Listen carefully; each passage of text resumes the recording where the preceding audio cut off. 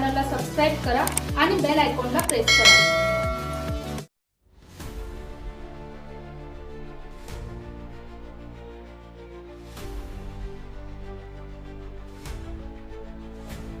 पवननगर येथील Vakratunda parcel point या हॉटेलमध्ये शनिवारी संध्याकाळी शॉर्ट सर्किटमुळे अचानक आग लागून मोठे आर्थिक नुकसान झाले।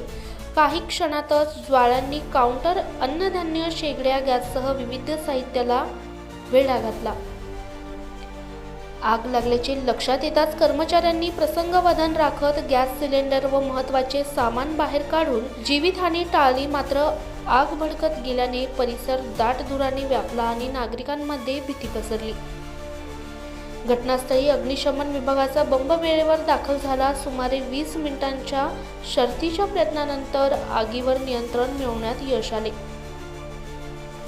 हॉटेल मालक संजय देवरे यांनी सांगितले की या आगीत 2 लाख रुपयांपेक्षा अधिकाचे नुकसान झाले आहे।